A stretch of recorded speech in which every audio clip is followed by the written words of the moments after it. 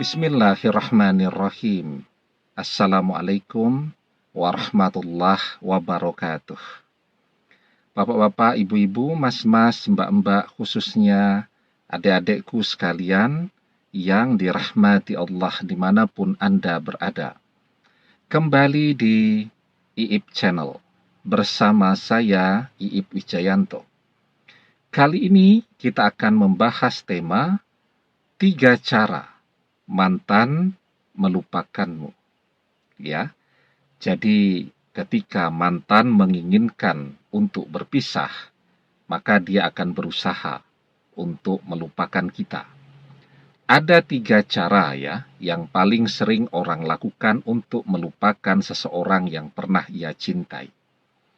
Yang pertama, yang paling populer tentu segera mencari pengganti. Mantan berusaha untuk mencari pengganti kita. Ya, ini cara yang biasanya paling cepat dilakukan orang. Harapannya ketika sudah memiliki pengganti, maka dia bisa segera melupakan kita. Walaupun belum tentu juga hasilnya akan demikian. Kenapa? Kalau dia berhasil menemukan seseorang yang lebih segalanya dari kita. Oke lah ya, mungkin penampilannya bisa lebih dari kita.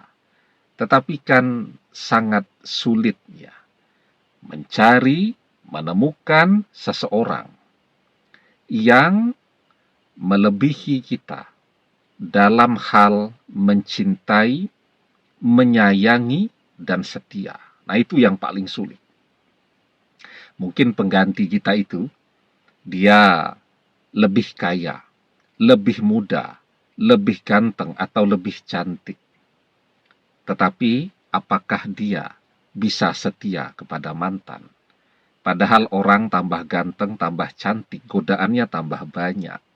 Nah, maka biasanya berusaha melupakan dengan cara mencari pengganti, lebih banyak gagalnya. Ya.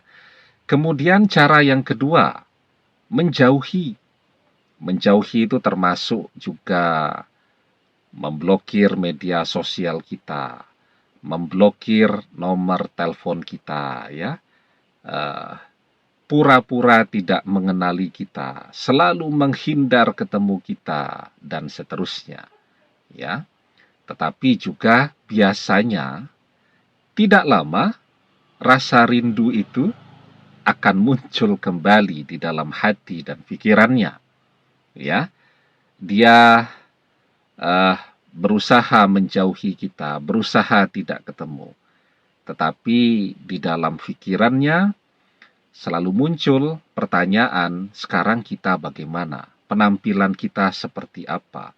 Apakah kita sudah mendapatkan pengganti dia atau belum? Nah, maka kelihatannya sih mantan menjauhi, tetapi diam-diam dia terus mencari tahu perkembangan yang terjadi di dalam kehidupan kita. Cara yang ketiga nih, ya. Tapi sebelum kita bahas lagi lebih jauh ya, jangan lupa yang belum subscribe untuk memencet tombol subscribe dan menyalakan lonceng notifikasi agar Anda selalu mendapatkan pemberitahuan video-video terbaru dari channel kesayangan kita ini. Dengan subscribe, doa-doa kita selalu terhubung sehingga kita selalu bisa berdoa bersama-sama ya. Kemudian yang ketiga nih, mantan mencari kesibukan.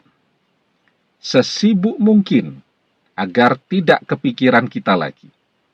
Ya, apakah traveling, jalan-jalan, ataukah menekuni hobinya, ya. Misalnya hobinya memasak, ya. Pokoknya semua masakan diposting di media sosial. Atau mencari pekerjaan yang tempatnya jauh dan seterusnya. dia butuh suasana baru ya. Karena kalau dia terus di rumahnya, dia akan terus ingat kepada kita. Keluar rumah sudah ingat kita. Melewati jalan, semua jalan pernah dilewati bersama kita. Maka dia mencari tempat bekerja yang jauh. Suasana baru. Harapannya dengan cara itu dia bisa melupakan kita. Nah, ketika mantan berusaha nih melupakan kita, pertanyaannya apakah kita mau dilupakan atau tidak? Ya, tentu jawabannya kita tidak mau mantan melupakan kita. Apa yang bisa kita lakukan agar mantan tidak melupakan kita? Kita harus selalu kelihatan. Ya, kelihatannya di mana? Ya, paling tidak kita menggunakan media sosial kita dengan efektif. Mantan akan terus melihat perkembangan kita melalui media sosial kita. Ya, kita posting hal-hal yang bermanfaat untuk orang lain. Ya, kita posting karya-karya kita yang akan selalu dibicarakan oleh banyak penggemar kita.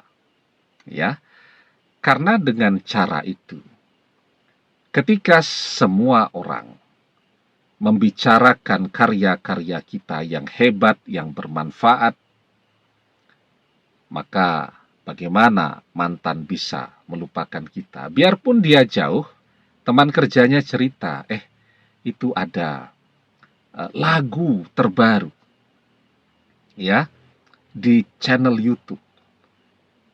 Yang membuat lagu itu bukan artis atau penyanyi ya yang sudah dikenal, tetapi lagunya bagus sekali. Nah, itu contoh sederhana.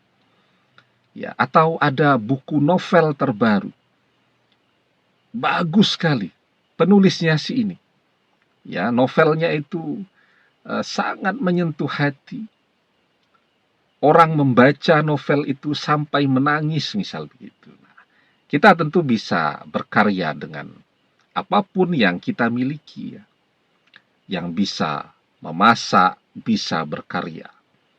Yang pintar mesin tuh ya. Mesin mobil, sepeda motor, segala macam tuh. Itu bisa berkarya. Membuat berbagai tutorial ya. Zaman sekarang kan lagi musim tutorial apa saja. Memperbaiki sepeda motor yang sudah lama tidak digunakan misal ya. Dan seterusnya. Yang hobi olahraga bisa memberikan tutorial bagaimana caranya olahraga yang baik berdasarkan usia. Jadi kalau sudah masuk lansia, olahraganya seperti ini. Kalau 40 tahun, olahraganya seperti ini. Kalau masih muda, olahraganya seperti ini. Nah, jadi semua orang bisa berkarya, dan dengan karya itulah semua orang akan melihat kepada kita. Sehingga mantan tidak bisa melupakan kita. Terus berkarya. Siapa yang berkarya paling baik, ya, paling tekun, paling rajin, maka dia akan mendapatkan manfaat dari karya-karyanya tadi. Jadi seperti halnya bekerja. Siapa yang bekerja paling rajin, maka dia akan mendapatkan harta, mendapatkan rezeki yang lebih banyak lagi. Di dalam surat An-Najm ayat ke-39 kita diajarkan wa an laisa lil insani illa masya'a, dan bahwasanya seorang manusia tiada memperoleh selain apa yang telah diusahakannya. Demikian, semoga bermanfaat. Wallahu a'lam bissawab, billahi taufik wal hidayah. Assalamualaikum warahmatullahi wabarakatuh.